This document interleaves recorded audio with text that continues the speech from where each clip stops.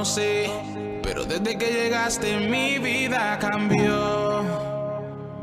Ahora te adueñaste de mi corazón. Ya no hay espacio para nada más. Sin mirar atrás iré cuando ya no tenga fuerzas para continuar.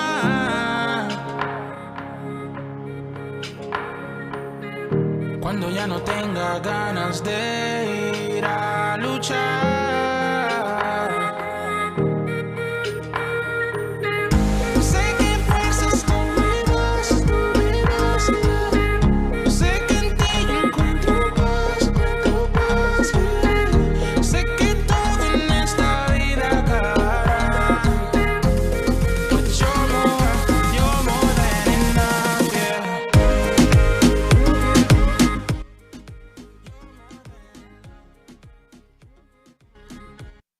Es martes por la noche, tu programa de política e información social comienza ahora. It's Tuesday evening, your award-winning political and information show. Listen to me starts now. Bueno, mi gente, ¿cómo estamos? Welcome, Season 3, el año número 3. Wow, 3 years doing the show. Wow. Well, we start season 3. We have a full house. We're very grateful. Tenemos toda la gracia de Dios de estar aquí con nosotros. Fanny Benítez, Marin y tenemos a Peter Vivaldi que pronto va a estar en el teléfono. En pocos minutitos lo vamos a tener en el teléfono. Anyway. I'm very, very excited because we're starting a new season. We have a lot of things to go. We come back energizados. We are energized and ready to have fun. Mira, tengo los t-shirts. Mira, I got the t-shirts already. Listen to me. If you want to buy one, they're $200. Nah, I'm just kidding. Just give me a holler and we'll see how we can hook you up with a t-shirt. We're still finding different vendors so we can make more t-shirts. So, yeah, that's it. So you could see us. Anyway, thank you for Radio UNT for giving us this break because I know that, you know, a lot of people need that break for vacations, and we had a lot of fun in Christmas, New Year. El Festival de Sanse is around the corner, so that's going to mark the Puerto Rican end of Christmas is probably this weekend with the San Sebastián Festival or La Sanse Festival in that is celebrated in Festival Park. No, in Central Florida Parkway. Saturday and Sunday, so we'll be there. Come check us out. Well, when we left, the government was open. For our vacation, government was open, and now it's been closed for 25 days. Oh my God. The Democrats were for the wall before they were against the wall, and I really don't know what's going on. But listen to me! The Democrats then decided that they wanted to go to Puerto Rico and have a vacation because the government shut down. Wow. So they really don't care about the people that have been furloughed and haven't received their paychecks because they still want to be the dissenting voice against Trump. Wow. Again, why did they go to Puerto Rico? Why haven't they spoken about the inequality of Puerto Rico? They have no voice nor vote in the United States Senate for 150 years, and yet the Democrats want to go out there. We also have a Democratic presidential candidate that went to Puerto Rico to say, hey, how bad things are here, but give me your money and vote for... Oh, that's right. You can't vote for me, but give me your money. Ha! Well, we'll talk about the name of that presidential candidate in a little while. And also, Carmen Yulín. Oh, my God, lady, quit putting your foot in your mouth, okay? Mira, deja de estarte metiendo las patas en la boca. We really liked it that Puerto Rico is the center of attention in arts. But again, Puerto Rico has always been the center of attention in arts and theater. The thing of it is that Carmen Lin Miranda is not the person, la persona idónea, the correct person to exemplify Puerto Rico's inequality.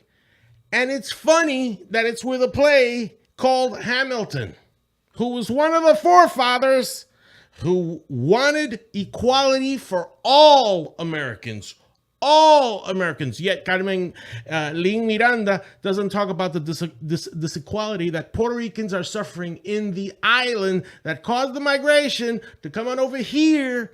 And then they are trying to blame that migration on votes against Ron DeSantis, which is false.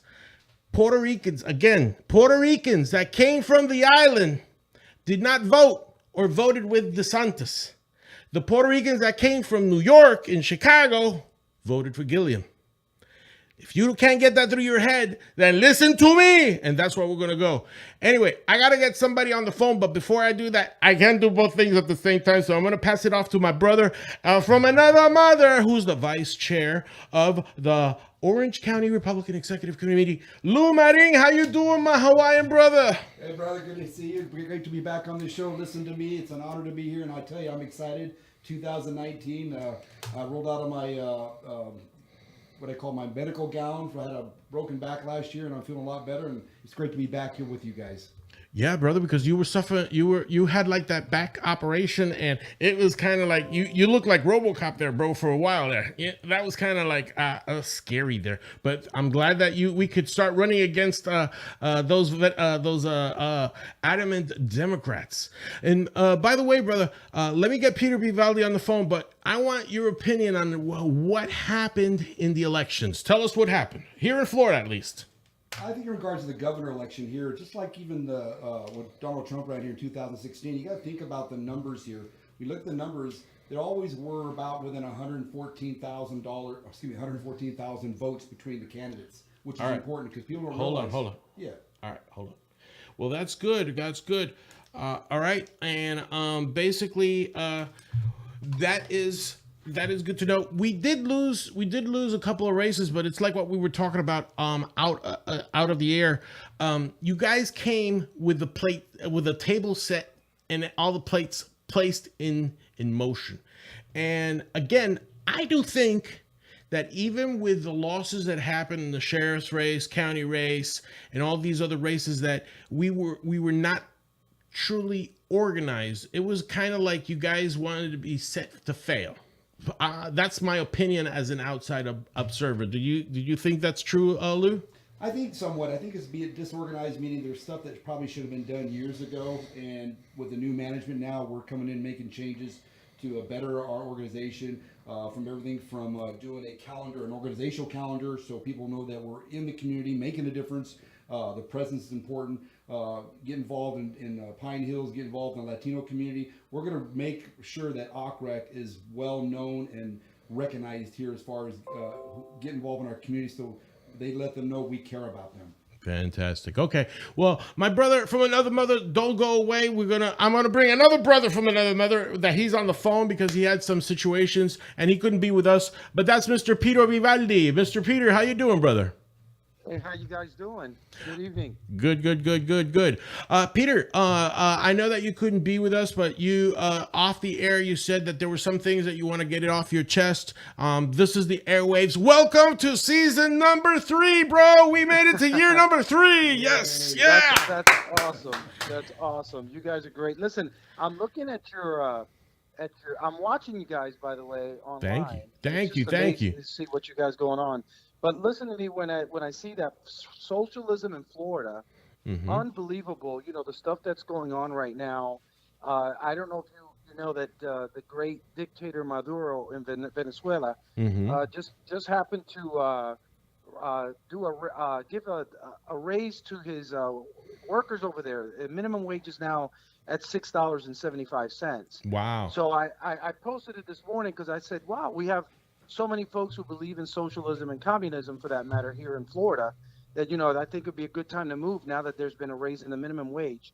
To see how we can make things happen out there. Yep. Because we are really, really going through some stuff. But, I just wanted to call in and just, thank you for giving me the opportunity of being here. You were talking a little bit to Lou, and Lou, I want to say Happy New Year to you as well. But I know that we've, we had a little bit of a rough 2018. In some races, and others we did well. We're glad that we got the right governor in place to take care of everything that we need to take care of.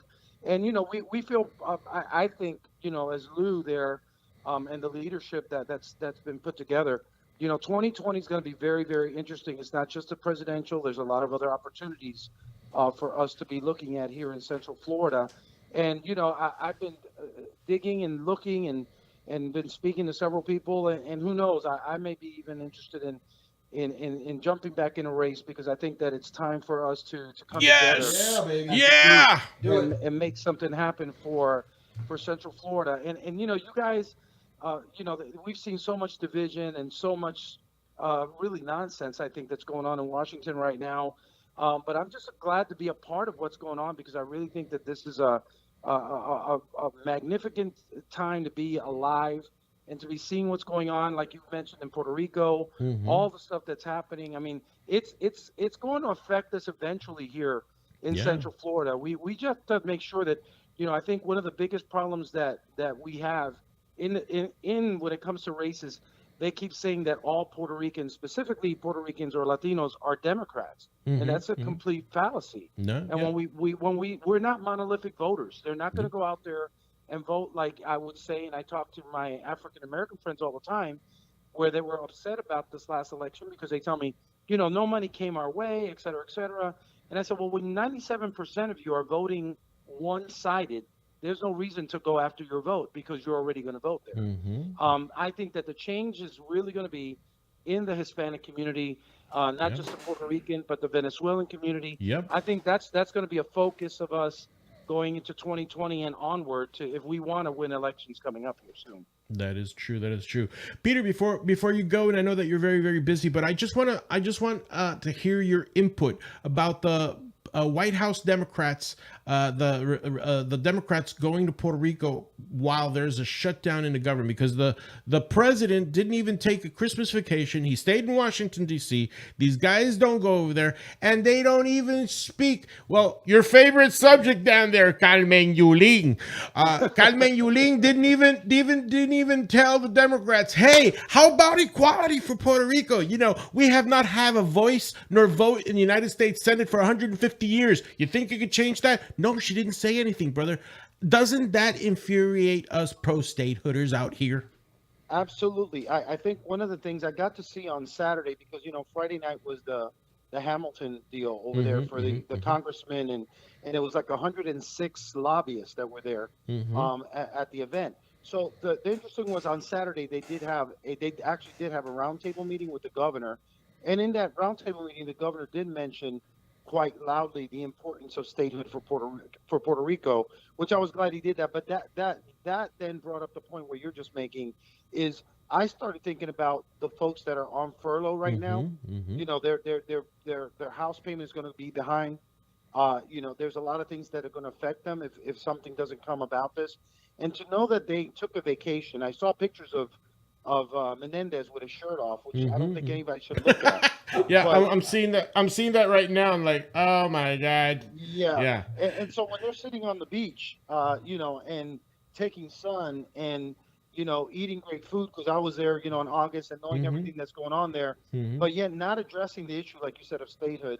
Let's even put statehood aside. Not addressing the issue of our government shutdown. Exactly. And continue to just. And the only thing I kept hearing, I don't know if you guys were aware of this, but they keep on pushing the media. Of course, I keep saying the fake news, but they keep pushing the issue of that Donald Trump said that he was going to take money away from, get this, from the hurricane-affected areas, Puerto Rico, Texas, and Florida, to build a wall. Exactly. Which, of course, they've built a statement on that, and then I heard several congressmen, including Darren Soto, speak about that in Puerto Rico, said, this is ridiculous, and these are the kind of things that we have to be very, very aware of. And I think you mentioned before as well that there was a special visitor. Somebody wants to be president. I forget the guy who was the director of HUD. Julian Castro. Yeah, nobody knows who he is. He's not going to, he's not going anywhere. But yet he makes an announcement, and the first place he goes to visit, like you mentioned on your show, is Puerto Rico, where nobody can vote for him anyway. Exactly. But he wants the money, because unfortunately Puerto Rico is under a government bankruptcy. But if you look at how many billions of dollars is spent in Walmart, Sam's, Kmart, Yes. Sears. You know that one of the Sears stores that is not going bankrupt, you know where it is? In Puerto Rico. Exactly. Plaza de America is the number one Sears store in the country In for the them. It is country. the number one store. Yes, it is. Hey, And the Peter, fact is that the economy. Yes, go ahead, Lou. you know for sure that these Democrats down in Puerto Rico wouldn't be there if they were getting paid. They'd be in D.C. working out a deal. Exactly. Absolutely, absolutely, and that's the point. And I was reading today. I don't know if you guys are aware of it, but there's so much news going on that it's hard to keep up with. But I heard there was 168 congressmen today that came out in unison and want the District of Columbia, or Washington, to become the 51st state. And I'm like, wow, Cool. this is amazing. You know, we have Puerto Rico that's been sitting out there, and now they're talking about making Washington another state. They were able to get at least 168 congressmen. They are so out of whack with everything. I mean, nothing seems to be working. And Rick Scott today made a statement, which I was shocked to hear from him. But he said, you know, what you see on TV and what you hear out there about the Senate, it's true. They have no connections. It's so, you know, nobody wants to work. They're all divided. Dysfunctional. Everybody has an agenda. They're not working for us, folks. They're not working for a party. They're not working for the people of this country. You know, everybody has an agenda, and that's where I think, you know, the messaging has to be so keen for us to be able to make sure that 2020 stays where it is, and that we're able to grow, you know, our message of, you know, of prosperity. You know, I think that's probably the biggest thing that we're looking at right now, and securing our country. That's so important to us. And, That you know, is this true. is not just me saying it. You know, there's a lot of people now. We're using the government shutdown to bring all these negative ideas when we know for a fact, and you mentioned it on your show, you know, Schumer, Obama, Hillary, they all, when they were in Senate, they voted for this. Yep. They all said that we needed this. They And were. now it's only because it's Trump we can't get it. Yeah, they were for the wall before they're against it because Trump is now the president. Well, Peter, I know you're a very busy man, brother, and I know that you're taking care of some personal emergencies, and I'm very grateful that you are calling. But we want you here in flesh and blood, Yes, flesh sir, I and promise blood. I owe you that. All right. So And I want to be there with you guys, but you guys keep doing up the good work. I'll be watching you guys, but appreciate all of you and have a great 2019 as well, guys. Okay. fantastic, Thank you, Peter. Good to hear brother. your voice, buddy. See you. Thank you. Bueno, mi gente, ese era Peter Vivaldi y estábamos hablando sobre las situaciones que estaban pasando en Puerto Rico, pero ahora tengo que dejar que mi bella coanimadora Fanny Benítez, que está aquí sentada en Seminole Honey. How you doing, my dear? Estás calladita. You're there, nice and just taking it in. Now it's time. I need your opinion. What do you think of all that we've been talking about? I think a lot of things with this government shutdown, specifically with building the wall. I think that Trump is doing the right thing, although it is difficult. There's a lot of challenges there, but I think he's doing it for the right reasons because it's for our national security. As far as with the what happened in the 28 elections, well, I'm so happy that Ron DeSantis is our governor. I helped to campaign for him as a volunteer. I was over at his headquarters, and one of the reasons I did that is because I believed in him. In week one, look what he's already done. He has appointed the first Hispanic woman to the Florida Supreme Court, Yay. Barbara Yeah. Gonzalez. And also Jeanette Nunez is also the first Hispanic lieutenant governor. So he's definitely a friend to the Hispanics, and he's also very intelligent because he understands that we make up a quarter of the Florida population. He's also suspended Broward Sheriff Scott Israel. Who Yay! Miss and Fanny. he's, in addition to Barbara Legault, he also appointed another strong constitutionalist to the Supreme Court, Robert Luck, who is Jewish. Yeah. So I am so happy I campaigned for him. I always believed in him because he reminded me of Trump. He's a doer. He does what he does what he says he'll do. So I think we'll be in great hands for the next 8 years. And yes, a little about me. I'm from Seminole County, conservative Republican. I previously ran for school board over in Seminole County, and currently right now I'm just trying to help out the conservative cause in Seminole County and in Central Florida. Well, hopefully, we were talking off air. Hopefully, you could step into the hot seat of being a co-host to listen to me from time to time. But we'll once we finish the show, we'll go and kind of get into the gist of it. But now, the main question that is showing out in listen to me. Socialism in Florida. We did have an election, and it was a very contentious election where many things were slung for governor, especially for governor. And I still have the flyer right here where it shows Gilliam with the undercover FBI agent and wanting to kill jobs by $1 billion tax, open borders, government war on healthcare, avoiding criminal investigations, and so forth and so on, including free education for everybody. Yet he never had a plan to pay for it other than taxing income earning people out of the state. So is socialism alive and well in Florida? And again, I'm going to pass over to my brother from another mother from Hawaii, Lou Marin, Vice Chairman of the Orange County Executive Committee. So, Lou, do you feel that even though with Ron DeSantis as governor, do you feel that socialism is taking root, that socialism can thrive here in Florida? Well, it's been taking root since 1958 when the communists put together the Communist Manifesto. A lot of folks don't know this here, but I think probably the root here is they're being misled. They're being misled. When you look at the history of socialism, whether it's Marxism, you look at China, you look at Russia, you look at Venezuela, Peru, you look at different countries out there, it never works. It's great. It's great as Margaret Thatcher always says, it's great to you run out of people's money. Exactly. So I would say right now we're even though it's a close race, I think a lot of people don't understand. I think what we're lacking is educating these kids in school what socialism really is. That's the root of the problem. And you know, I think Candace Owens had one of the best sayings out there. I love her dearly. I got a chance to spend some time with her last month down at Mar-a-Lago. One of her things she says, you know, and it's true because it's really, even though it applies to the blacks back in the day when the slaves masters did not want to let their slaves learn how to read or write. Just like today's age, they don't want our youth to learn the history. And she said something really brilliant. She says, once you learn the history of the Democrat Party and the socialism, you cannot enslave an educated mind. That is true. And basically, we've even seen in our history books, there was a moment there, members of the Democratic Party and members of the Nazi Party came together.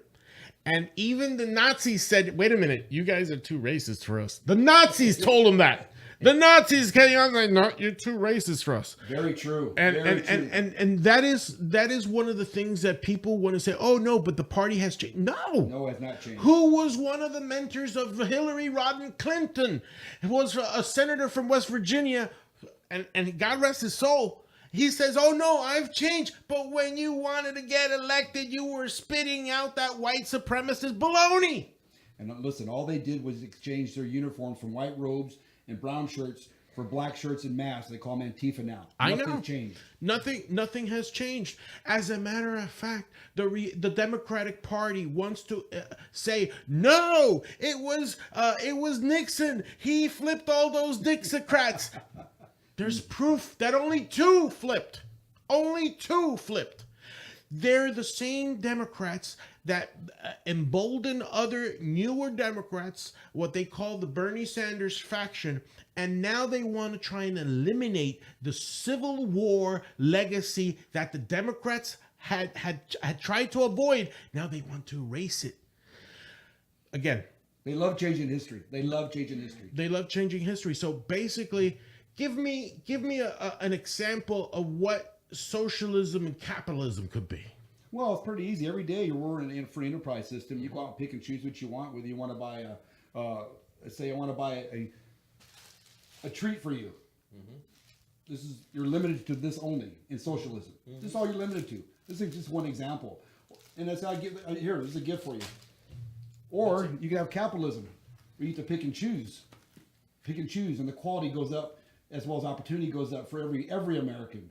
So, by the way, that's for you for Happy New Year. Cool. Season 3 gifts right over here. Yay. Yeah. But to me, capitalism gives everybody an opportunity, and I love it. I love to hear stories when people tell me, like, for example, my wife, her family came over from Japan to Hawaii. They had nothing but the clothes on their back. And that's something too you'll find interesting. Of all the races out there, you never hear the Asian community complaining. Never about being prejudiced or being racist. They just look at it and say, okay, we'll just make the best of it. And that's what America gives us, free enterprise, the opportunity to make a better life for ourselves.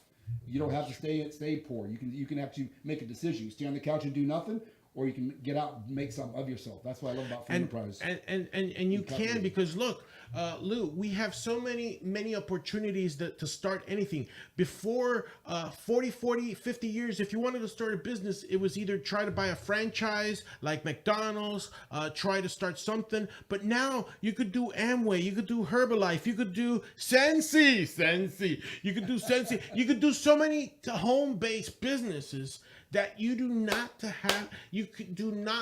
have to depend on the government to tell you where to live, where to get your education, where to eat. Because can you imagine how to get your health? We saw what happened with healthcare. Cradle to grave socialism is what that is. No way I'll ever go for that. I spent 22 years in the military, fighting for my country. I'll never allow that to happen here. No way. So that is why the fear of these people that are coming from Chicago, coming from New York, they're coming from a bankrupt Democratic state to try and impose their own political beliefs to us here. And that's sad. They're running from overtaxation. They're running from opportunity from other states, because you're right. And you got to look at the big picture. Who are they governed by? Mm-hmm. Unfortunately, these big cities are governed by Democrats. They want us to keep you dumb and voting for these guys. And I call them the party of I'll give you free stuff. And what that means, define this, is I'm going to rob from these people and give it to you. Yeah. That's thief. That's generational theft. I call it zombie Democrats. They're like, zombie, give me more stuff. Yeah. Give me more stuff. And it's unfortunate because that's, again, it's... I don't want to talk ill of Jerry Demings because he's not a sheriff anymore, but we've just given a prize to a gentleman who has left Orange County in the worst opioid crisis Orange County has ever seen. And we've placed another person, John Mina, who was equally incompetent while he was the head of Orlando Police. Oh my God, did I say that? Listen to me. That's what you have to do. Listen to me. Óiganme, ustedes no pueden ser tan brutos de estar dándole recompensas a una persona que nunca hizo nada para Orange County como Jerry Demings. Lo eligieron como su mayor. What is he going to do? The question still begs. The question was pondered by Trump when he was asking the blacks and the Hispanics what Hillary Clinton can do for you. What has she done for you lately? What the Democratic Party has done for you lately? Ask yourselves, Pine Hills, ask yourself that question. What has Jerry Demings done for you lately? What has John Mina done for you lately? How many crimes starting the year here has started? I'm sorry. I got ranting and raving. Anyway, Fanny, let's go to your controlling, nice, soothing voice. What is your opinion? Do you think that Florida was braked? There was a screeching break when we elected Ron DeSantis and Scott for the Senate. That socialism could have wrapped around its hands around Florida. We definitely have to keep working just as hard, if not harder, to continue to battle against socialism, because I know I'm a millennial, and most people my age, they believe in the rainbows and equality and things like that, but without having deeper understanding that the government is going to take more of the money that you work hard for. When I did my taxes last year, the money that I gave in taxes, mounted up to like 3 months. So basically, like for 3 months, I was working for the government. I was waking up at 6 a.m. for what? Not for myself, for what I want, for my needs, but for other people that I don't know what they use it for. And it's not managed because people definitely abuse the system, the government system.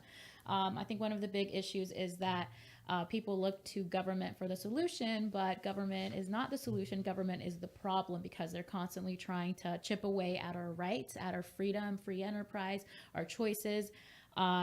So with young people, all they hear, they don't learn it in the home. They don't learn it in the schools. All they hear is Hollywood or fake lying politicians like Bernie Sanders, who's free, and they think that, oh, okay, it's free. No, it's not free.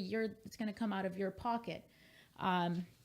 So it's definitely a concern, and I'm glad that with Ron DeSantis, at least in Florida, he's going to work a lot with conservative organizations to do an overhaul of the education system in Florida. I know that I'm on the advisory council for Florida Citizens Alliance, and they're a very active conservative group. They go up to Tallahassee to work with lawmakers to try to get more school choice and to address the indoctrination going on in schools, because it definitely is going on, the socialism indoctrination, where they don't teach you those things, or they teach you that it's right. That is true. And Fanny has gotten to the other head of the nail, which is education and orientation. And again, Lou, we go back to you. Now with the new management in the Orange County Republican Executive Committee, there is a renewed spirit and unity between OCREC and the Hispanic Republican Organization, HRO.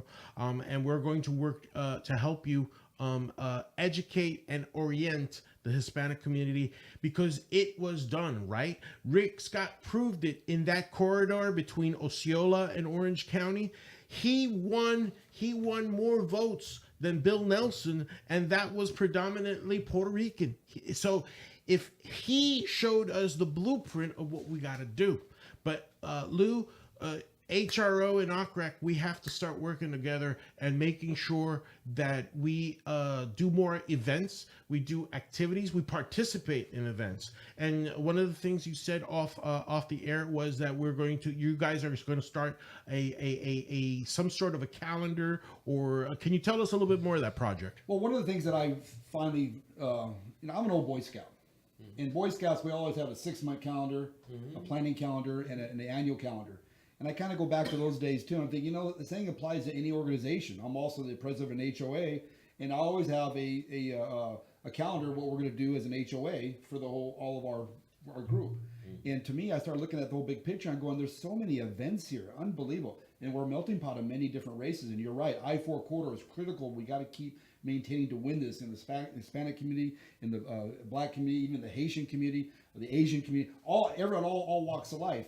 And so I started putting together a calendar, a year calendar that has everything on it, so we know what we're doing from year to year now.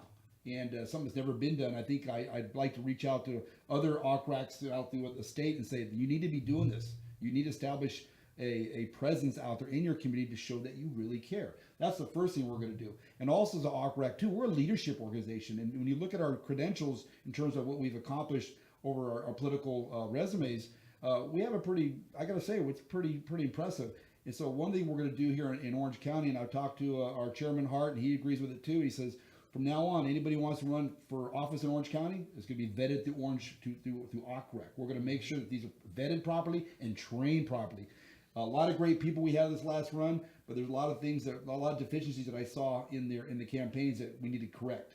And a lot of it is just basic 101, down to earth, door knocking. I know that happened quite a bit too, but a lot of stuff that I found that wasn't happening was they have to also do a calendar within their organization, as well as their stump speeches. That is critical. And then we're going to send these people over to different groups to work on their stumps. We're going to work on writing, helping them out. So that's really critical, as well as fundraising. That is true too, because I went to one of the hobnobs, which is political salsa. By the way, that's another one I got to put in your list. We're gonna we're gonna do hobnobs too. Thank you. I know that you guys always been in it. You've always been in it, but I didn't include it in my list. But political salsa was one, and I heard some of the stump speeches. Some of the speeches were good. Some of them needed to be tweaked a bit. To tell you the truth, one of the ones that surprised me was Wayne Lubinsky, he spoke about Puerto Rican equality, and then all of a sudden he went to the televised debate and never spoke about Puerto Rico anymore. Mistake. That would have been the deal breaker for Soto, and I would assure you that we would have a new freshman congressman right now for that district. So yes, I do feel that we need to train him. But again, what is a good stump speech if you don't have the funds in your war chest to wage war? And that's a true statement, but I will also tell you that in my experience too, you can have a great stump speech, but yeah, you got to have the funds in order to run your campaign. Without funds, your campaign dries up. Because it's very important getting out there and get your name out there, and it takes money to run a campaign. There's no ands and buts about that. Is ACREC going to try to also, I know that guys are going to be doing the vetting, but is there any possibilities to unite with other conservative groups or Republican-based groups or the RPOF to be able to start doing some more education on fundraising 101? Because probably that would help us. Absolutely. We've actually, since we took over too, one thing you don't know about is we've actually put together a donor list. Okay. And a lot of people don't know about that. We have a donor list too, and we're going to give access to our candidates to help them raise money. And it's a pretty good size donors list. So I'm excited about that. As well as a lot of things going on behind the scenes that you don't see, but just basically what we've been doing for the past 6 months is putting the infrastructure in to get ready to go to the next level. All right. Well, that's good too.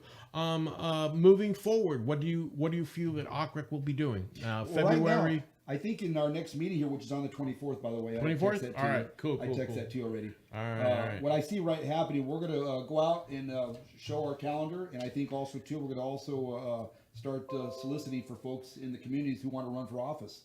And there's a couple things you got to ask yourself if you want to run. Am I committed?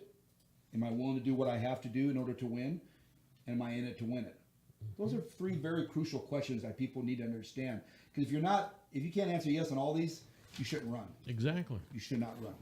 Well, I'm definitely pondering something. I already told you we're gonna keep it under wraps. Probably in the middle of the year, we'll see how that goes. Fanny, do you feel that? I'm sorry, you were taking a gulp of water. I do apologize about that. Do you feel that you are enticed to be able to run again? Because I know that you had to cut short your campaign, but do you feel now that you're established enough that you want to try and run it again, or give it another go, or you just want to work around the background and see what's going on? I definitely think it's a possibility that I would be running in the future again. But as far as how soon, I don't really know. Currently, I'm kind of the second option. Like, I'm just ready to, boots on the ground, ready to be the worker bee to help out with campaigns that I believe have a good, strong conservative Republican running.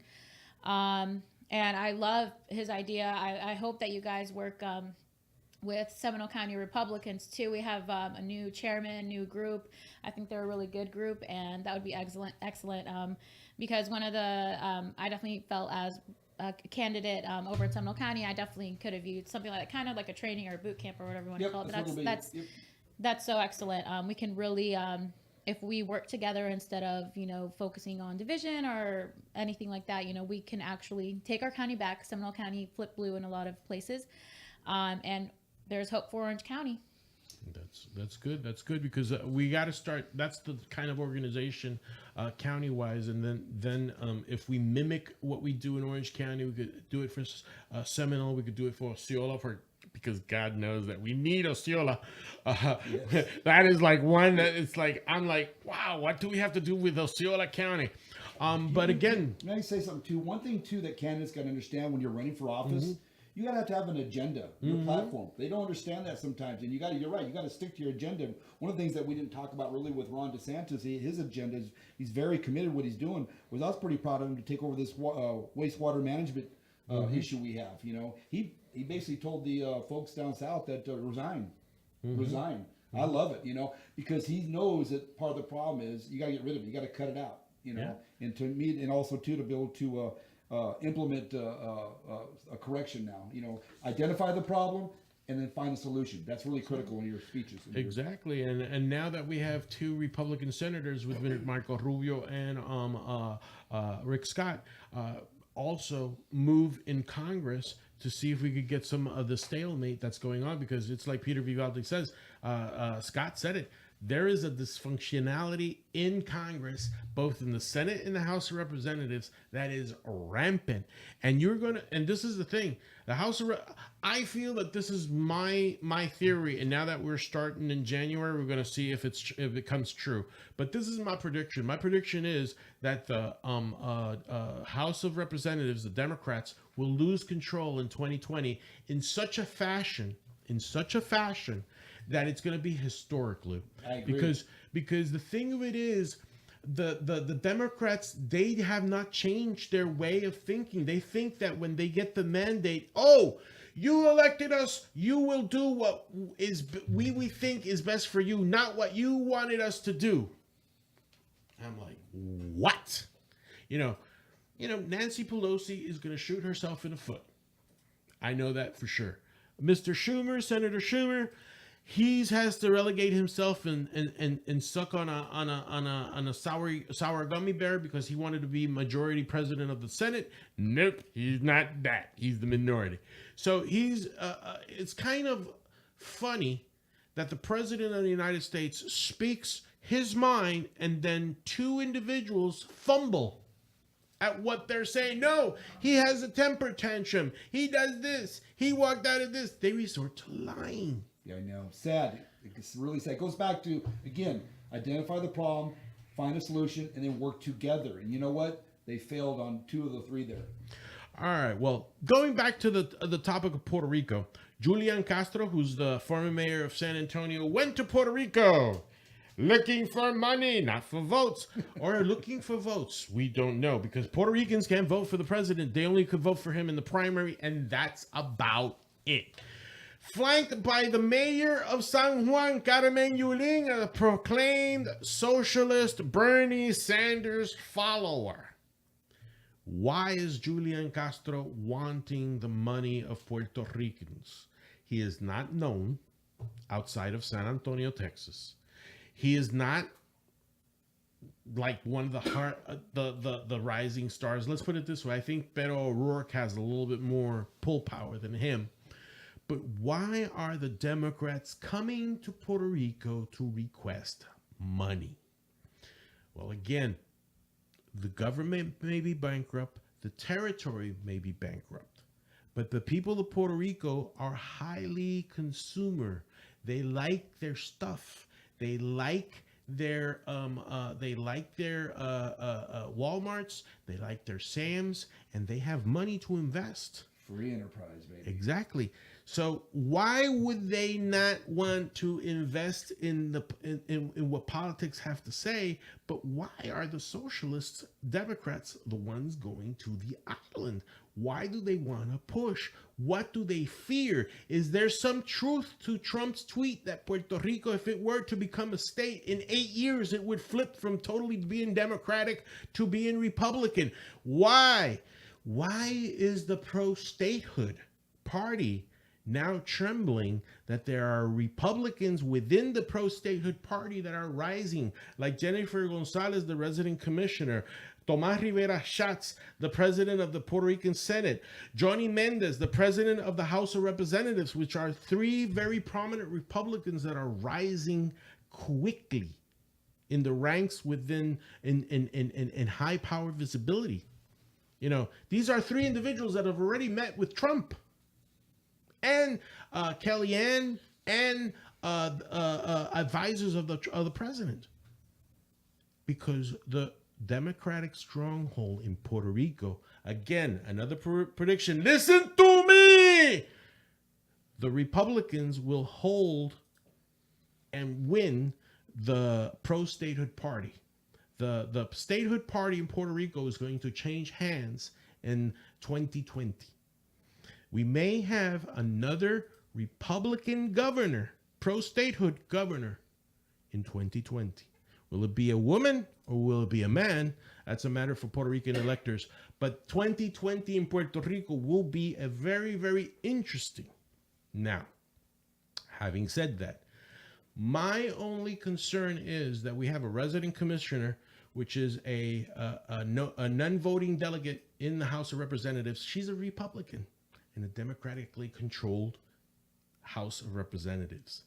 We have to keep on calling our senators, calling our Florida senators to make a bill where we will push the admission bill through the House of Representatives with the votes needed to pass both the House and the Senate. If the House rejects it, two things will happen.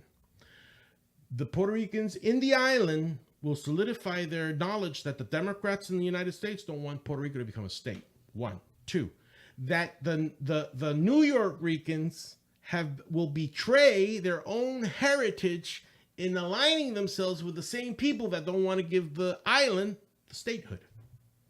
You see the quagmire that is happening? And this is not only what's going to happen in New York. Mr. Gutierrez, you're about 2 seconds away of being kicked out of your own district. So my humble recommendations, stay in Illinois. Don't come to Puerto Rico. Amen. All right. We are going to have a couple more minutes. Lou, you want to add anything else? No, I think you're right on the mark there. I think I'm kind of excited to see Puerto Rico move towards statehood. I think it's important. Now, you got to ask the question, too. What begs the question to me, again, who's been governing Puerto Rico all these years, and have they benefited from the Democrats or the Republicans? I bet you would probably say the Democrats have been the problem. And a lot of people don't realize this. Even since the inception of the Democrat Party, they have been the party of racists. Mm-hmm. Keep this in mind. Andrew Jackson, the founder of the Democrat Party, even said from their inception, we are the white man's party. But somehow they put that on the Republicans. And I had to laugh also, too, because you think about it, the Republicans were born or founded on March 20th, 1854, here. The Democrats have started their antics and their atrocities back as far as back as 1811, started with American Indians, my people, okay? They wiped out millions of American Indians before the Democrat or Republicans were even born yet. If you look I can walk you through an hour of a timeline. I know we don't have an hour tonight, but an hour timeline, and show you all the atrocities all the way up to we were inception. That we were born because we want to end all the atrocities the Democrats started, from wiping out the Native American Indians, from slavery. And when you look at all the things we've done as far as a party, we were the party of civil rights. We're the party that made the difference, that brought us to date. For some reason, the Democrats always blame us. And I had to laugh because when you learn your history, as Candace Owen says, you cannot enslave an educated mind. Exactly, you can't. Fanny, what else would you like to add? I would like to add that it definitely hits the nail on the head addressing the Hispanics. I was thinking also of the ones in Florida and even nationwide, but even ones in our counties, educating them on the reality of what socialism is versus capitalism. There's a lot of confusion when they hear Democrat. They think it's actually democracy, but they're socialists and they don't know that. So I think the way to get the majority of Hispanics on our side is through education and through outreach. So I really look forward to everything that Lou Marin was saying about Orange County Republicans, to see that in action and bringing through. I think that's what has been needed for the longest time, and I think we can get there. And it's true, because the only way that we could change. We can't change. There's a lot of, like I said, there's a lot of zombie Democrats out there, but there's a lot of people, not only Puerto Ricans, but there's Venezuelans that are right now coming from and again, if you see season 2 with my other former co-host Mila Marquez, I love you very much, Mila. She spoke about the atrocities of what happened in Venezuela, and she always feared that was a possibility to happen here in the United States and in Florida, and it is shooting students in the street, rationing medical, rationing food, shortages then occur of medicine, food, gasoline. While these people, just what Peter Vivaldi's just said, they rose the minimum wage to $6.50 an hour. Oh my God. For a country that is so rich in natural resources, I was in Venezuela back in the 80s, and it was a plethora of culture, of education. It was a shining beacon within the Americas of what it was. Right now, it's a shell. We have crime rates going high. I complain about Puerto Rico, but Caracas right now has a crime rate of 65%. Let's put it this way. You can't go out in Caracas at night. You have to go to the place, come back. You can't stop. Kidnappings, homicides, home invasions, and that's it's alarming. I don't know what to say. Venezuela is almost turning into a narco state. All these soap operas about narcos and all that stuff. That's happening in Venezuela. There's a government that is backed by narcos. So we have to be very, very careful with that. The Cubans, we can't forget about our brothers from down south Miami. In Miami, we have to keep on educating those Cubans that are coming from Cuba. Even though Obama opened up, remember, we're giving that money not to the people. Going to the government. Going to the government. So you got to be careful what you do and how you do it. I've seen a lot of Cuban people in my Facebook feed criticizing Trump. He's kind of tightening the nuts on Cuba because he wants a free and democratic Cuba. Again, he wants the Republic of Cuba to be free for everybody. Now, we jump into Nicaragua. We jump into Bolivia. Why are these caravans coming up in these next couple of minutes? Why are these people trying to push our laws? Because they understand the rhetoric from the Democratic Party is no borders, come right in. But you know what? Don't stay in my house. Stay across the street. So, and another thing, Fanny and Lou, have you heard in the news what's going on in California in the rich neighborhoods? The homeless are taking over. Yeah, yeah. About yes.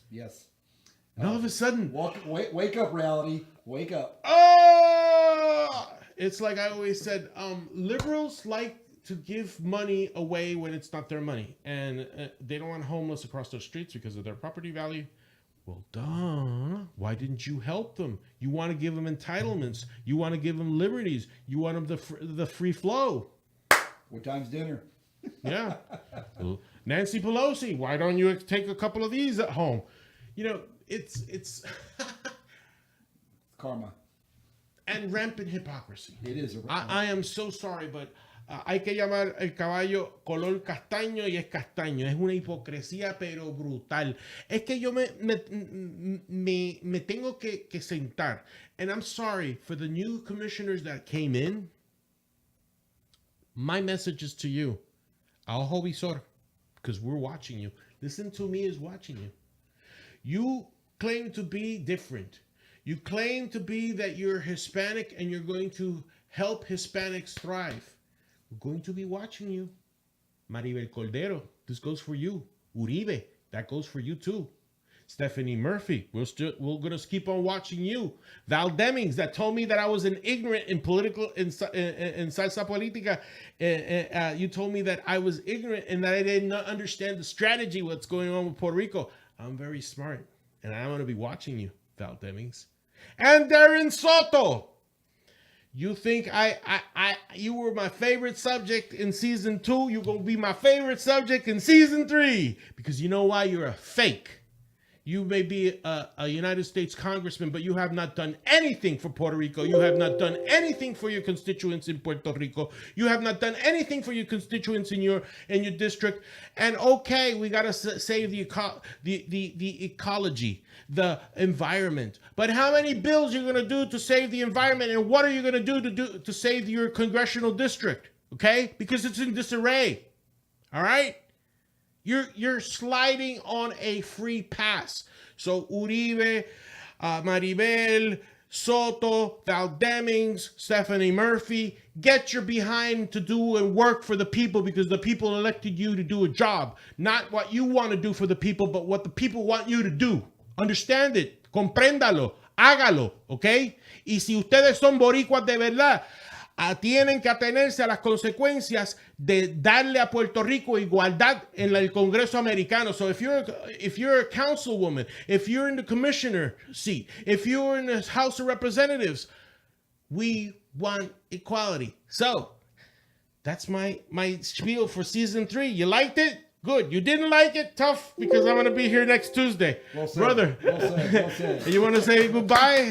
Well, brother? It's been a pleasure being here today. Congratulations on year 3. I mean, look forward to working with you, working in the Hispanic community, Seminole County. We're excited to the 2019 is going to be our year as we go into the presidential year, but we're going to make it happen, and we're going to make it happen through education. We're going to make it happen by getting out there, shaking hands and kissing babies, and let people know we're here and we're here to stay. And from time to time, this is your home. You're going to be coming up to give us some reports on what's going on, right? Yes, sir. All right. Fanny, so my dear, it's up to you if you want to be a part of this crazy gang.